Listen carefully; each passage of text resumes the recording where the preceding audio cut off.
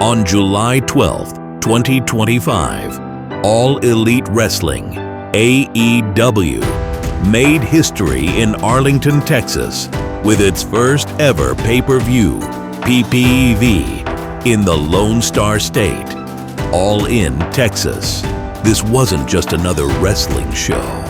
AEW raised the stakes by choosing Globe Life Field, a Major League Baseball stadium, as the venue, marking not only the company's Texas debut, but also the first time any wrestling promotion had hosted an event at this world-class ballpark.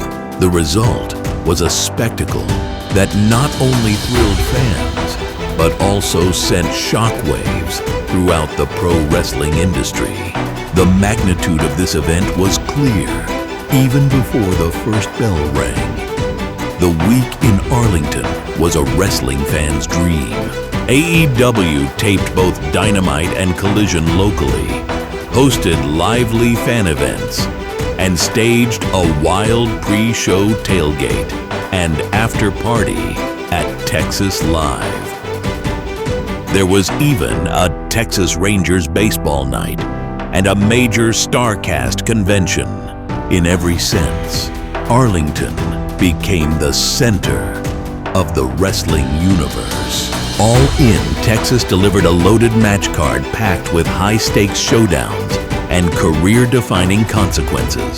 The main event was a brutal Texas death match for the AEW World Championship between Jon Moxley and Hangman Adam Paige, two of the company's most fearless and violent competitors.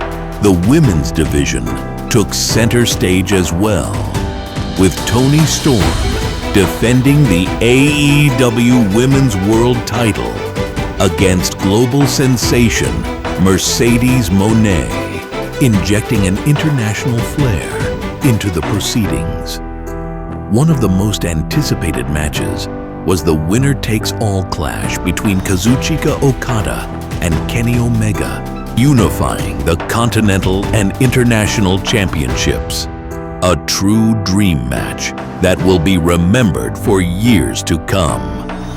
Tag Team Wrestling shined in a high-octane three-way contest featuring the Hurt Syndicate, Jet Speed, and the Patriarchy, while the TNT Championship was on the line as Adam Cole faced off against Kyle Fletcher. But perhaps no bout captured the imagination quite like the EVP titles match. Swerve Strickland and Will Ospreay versus the Young Bucks. The stakes could not have been higher. If Strickland and Ospreay lost, they would be barred from AEW World title shots for an entire year. If the Bucks lost, they would lose their executive vice president status. A creative power struggle playing out in the ring. Rounding out the card were trios action for the AEW World Trios Championship, men's and women's casino gauntlets that set the stage for future title contenders, and a 10-man tag team extravaganza on the 0-hour pre-show to fire up the Arlington crowd. This event wasn't just a celebration of AEW's success. It was also a declaration of intent.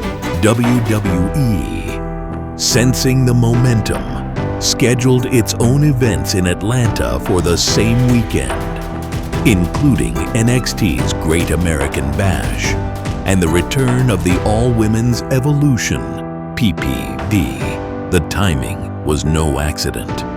The message was clear. The competition for wrestling fans' attention was at an all-time high. Ultimately, AllIn Texas was more than just an afternoon of thrilling matches. It was a turning point for AEW, a bold statement that the company could not only sell out baseball stadiums, but also command the wrestling world's attention, even as WWE pushed back with counter-programming. Title lineages were forever changed. Careers and reputations were put on the line. and the energy in Globe Life Field made it clear that AEW is a force to be reckoned with. In the aftermath, fans, pundits, and wrestlers alike were left buzzing with questions. Which match stole the show? How will the EVP power shakeup affect AEW moving forward? And with WWE and AEW trading blows, is this just the beginning of a new era in wrestling's never-ending war for supremacy? No matter your allegiance, one thing is undeniable. AEW's AllIn Texas set a new bar for what's possible in professional wrestling, Texas style.